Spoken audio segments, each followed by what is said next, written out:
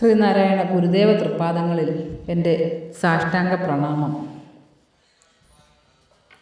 ശ്രീ മങ്ങാട് ബാലേന്ദ്രൻ സാറിൻ്റെ ഗുരുദേവ കഥാസാഗരം ഭാഗം 66 കുമാരൻ നമുക്കിരിക്കട്ടെ. ഭാഗം 66 കുമാരൻ നമുക്കിരിക്കട്ടെ ഇവിടെ ആരംഭിക്കുന്നു. കായിക്കരയിലെ ശ്രീ കപാലേശ്വരം ക്ഷേത്രത്തിലും അവിടുത്തെ കടൽക്കരയിലുമൊക്കെ കൂടെ സന്ദർശനവും സഞ്ചാരവും നടത്താറുണ്ടായിരുന്ന ഗുരുദേവനെ അന്നാട്ടിലെ ജനങ്ങൾക്കെല്ലാം സുപരിചിതമായിരുന്നു.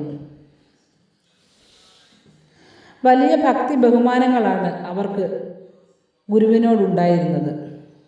ഒരു ദിവസം ഗുരുദേവൻ ശ്രീ കപാലേശ്വരം ക്ഷേത്രത്തിലെത്തി വിശ്രമിക്കുകയായിരുന്നു.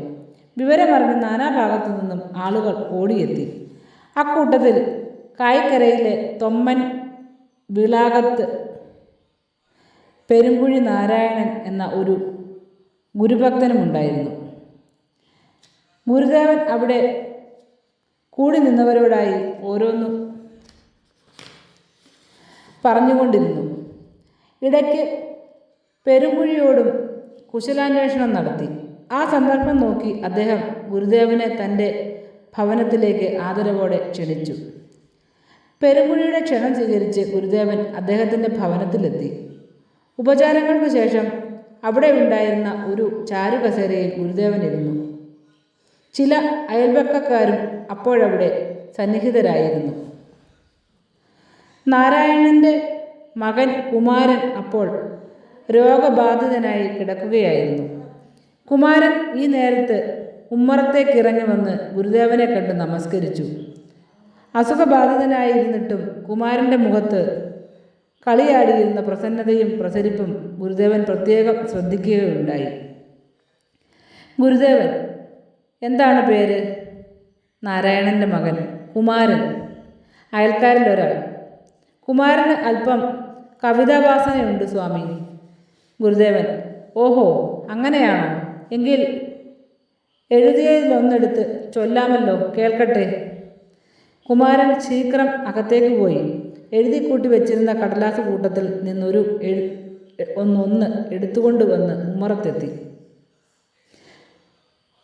ഗുരുദേവൻ്റെ അനുമതിയും അനുഗ്രഹവും വാങ്ങി കുമാരൻ തൻ്റെ ഒരു കവിത ഈണത്തിൽ അവിടെ നിന്ന് ആലപിച്ചു. പള്ളിവിലാസം എന്ന അമ്മാനപ്പാട്ടായിരുന്നു അത്. ഓരോ പദവും അതിൻ്റെ ചേർച്ചയും അതിലെ കവിത്വവും ശ്രദ്ധിച്ചിരുന്ന ഗുരുദേവൻ്റെ മുഖത്ത് ഒരു മന്ദഹാസം വിരിഞ്ഞു. കുമാരന് നല്ല കവിതാവാസനയുണ്ട്, അത് തെളിയും. ഗുരുദേവൻ്റെ അനുഗ്രഹവചസ്സിൽ കുമാരൻ്റെ കണ്ണുകൾ നിറഞ്ഞു. അത് കണ്ട് കൃതകൃത്യനായി നിന്ന നാരായണനെ നോക്കിയിട്ട് ഗുരുദേവൻ കുമാരനോടായി ചോദിച്ചു, കുമാരൻ നമ്മോടൊത്ത് വരുന്നുണ്ടോ? മറ്റൊന്നും ആലോചിക്കാനില്ലാതെ അപ്പോൾ തന്നെ കുമാരൻ സമ്മതം മൂളി, വരാം.